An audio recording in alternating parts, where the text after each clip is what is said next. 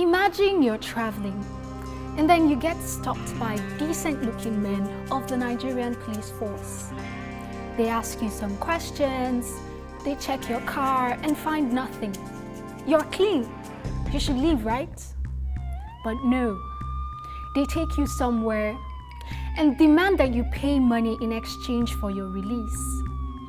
Then they go as far as demanding you call your family or friends or use a POS, saying that you have no money on you.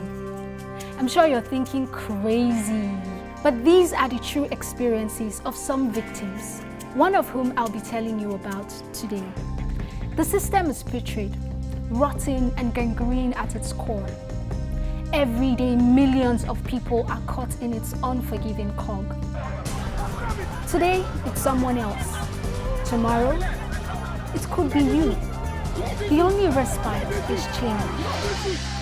There are 200 million stories unfolding every single day in this country. Bold Stories reveals them and the bold voices behind them to you. My name is Antonietta Kalunta, and you're watching Bold Stories.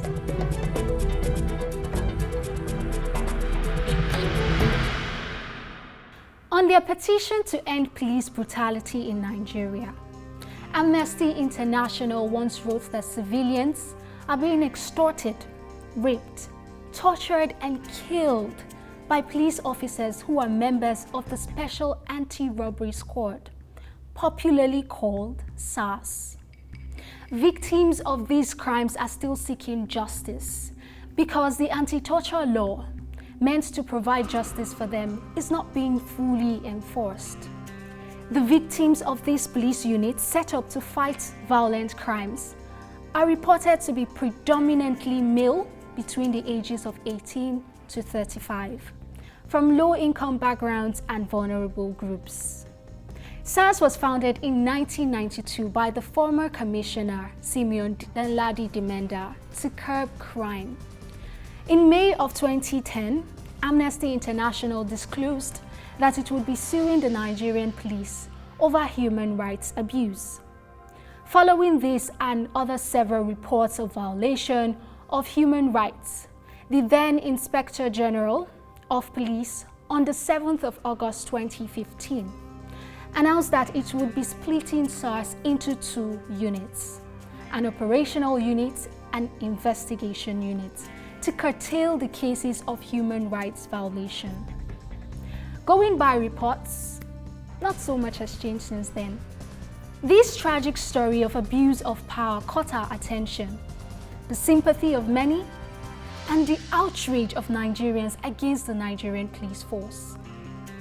A Twitter user shared a story of the ordeal of a dear friend who was taken in his car to a bush in Asaba, where he alleges that some victims were already killed. He was asked to provide money or face the same consequences as the bodies that lay there. Unable to provide the sum they required, he was asked to call family and friends to send money for his release. It's truly a heart-rending experience to find that those saddled with the responsibility of protecting you are the ones extorting you. Joining me right now to give more insight on the effects of these harassments, extortions, and unlawful operations on its victims and the image of the country as a whole is Nathaniel Ojobo, who is a legal practitioner and human rights activist. He is also the head of Firma Advisory, Lagos. This beating, incessant harassment of citizens, constitutes a breach of the fundamental rights of such person that such acts have been meted against. I should mention that the Nigerian Constitution guarantees the right of every citizen to the dignity of their person. You shouldn't be beaten in a manner that contravenes your rights. Every human being has a right to the dignity of their person. And so once these security officials carry out such acts by beating such persons, it constitutes a breach of their fundamental rights. And like I mentioned earlier, such breach is actionable before a court of law. Once it happens, do not sleep on your rights. proceed before a court of law, brief a lawyer if you cannot represent yourself before a court of law, brief a lawyer and he'll take out, actions in your favor or on your behalf before a court of law. And at the end of the day, I am sure that if the lawyer knows his or her onions, you should be able to get judgment in your favor at the end of the day. Every democratic country has due process. If a citizen has done anything wrong, you take the person before a court of law. And that's why we practice democracy. That is why we do not practice anything outside of democracy. We are not barbarians. We are not animals. There is a set process of doing things. And so if a citizen has done anything wrong, or you have a suspicion on any citizen as a member of a security unit, the protocol to follow is to charge the person before a court of law in line with the law, and not otherwise, and not shoot people because you think they are criminals, and not arrest people because they are having a dreadlock. I mean, how does having a dreadlock indicate that somebody has committed a crime? So it is important that as a people, we demand that people occupying public offices, police officers, military officials, officials of SARS and what have you, sit up and carry their duties in line with the law. That even when they go against the law, they should be, brought out and brought to justice, and not just do, social media clamor and after a few days everybody goes back to their normal activities. I mean, that's shameful, and we should be ashamed of ourselves as Nigerians. So we have to sit up and take the bull by the horn and do things right in this country. The idea of the creation of SARS is not in itself a bad idea.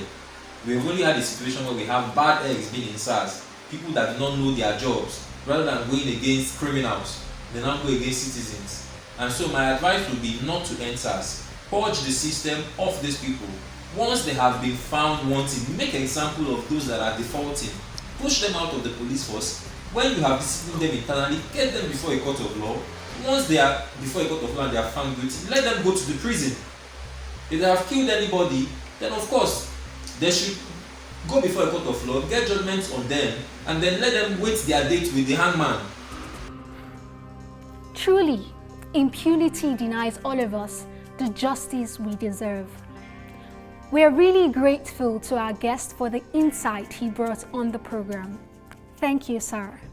And thank you too for watching. You're one of the boldest people in Nigeria today, as you're one of the first to watch the first episode of Bold Stories.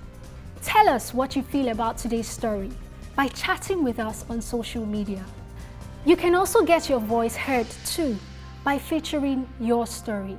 Simply send us a message on social media or post your story using the hashtag Bold Stories.